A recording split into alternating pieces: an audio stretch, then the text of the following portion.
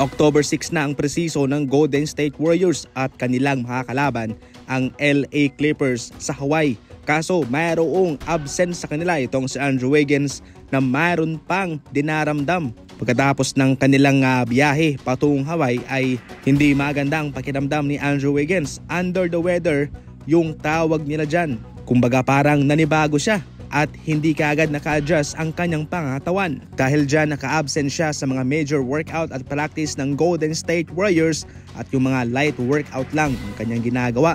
Noong nakarang season, siya ay nakapaglaro ng 71 games para sa kanila at yung 59 doon ay starting lineup siya mga idol. Siya ay nag-average ng 13 points, 4 rebounds and 1.7 assists sa kanyang shooting percentage na 45% sa field and 35% naman sa 3-point line. Hindi ito malaking problema para sa Golden State considering na pre-season lamang yan at magkahati naman yung exposure dyan ng mga veterano at mga batang players. Malaki ang ambag ni Andrew Wiggins noong 2022 nung sila'y nagkampiyon. 16.5 points, 7.5 rebounds at mayroon siyang 33.3% na shooting sa 3-point line. Maliit lamang yung kanyang kinakamada pero malaking bagay yan considering na pangatlong option siya sa Golden State Warriors. Pero ngayon, wala na si Klay Thompson, pwede siyang maging second option pansamantala sa kanila. Siyempre, hindi na siya bago dyan kung saan sa Minnesota siya ang leader, ang franchise player doon.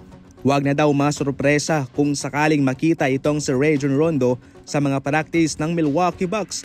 Yan ang sinabi ni Coach Doc Rivers. Itong si Rajon Rondo kasi ay nag-guest as a coach sa kanila. Hindi malinaw ang kanyang papel sa Milwaukee Bucks pero bisita lamang siya doon at mukhang matagal-tagal itong kanyang pagbibisita. Malaking tulong itong si Rondo. Tinataguri ang isa sa mga matalinong manlalaro, point guard sa NBA. Siguradong makakatulong yan sa kanilang discarding gagawin sa season na ito. Ang move na ito ng Milwaukee Bucks ay hindi kinasaya ng mga fans ng Boston dahil syempre itong si Rondo ay mayroong history sa kanila. Pero ganun talaga kung gusto mong mapatumba yung kalaban mo. Aba syempre, pwede kang kumuha ng isang manalarong doon na galing at nakapaglaro na. At yan naman mismo sa ngayon ang ginagawa ng Dallas Mavericks. Kanilang kinuha itong former head coach ng Phoenix Suns na si Frank Vogel. Siyempre, hindi na kinakailangan ng matinding breakdown to. Alam natin kung anong gustong gawin dito ng Dallas Mavericks. Ang posisyon ni Coach Frank Vogel sa kanila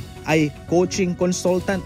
Ibig sabihin niyan ay magbibigay ng mga pointers, mga tips itong si Frank Vogel sa buong season para sa kanilang mga makakalaban at higit sa lahat, laban sa Phoenix Suns na nahawakan niya na dati at kaya siguradong malalaman niya itong mga kahinaan ng kanyang former team na siguradong gagamitin naman bilang susi ng Dallas Mavericks para matalo ang mga ito. Para sa mga fast break at punto-puntong balitaan, tumutok lang palagi. And as always, thank you for watching.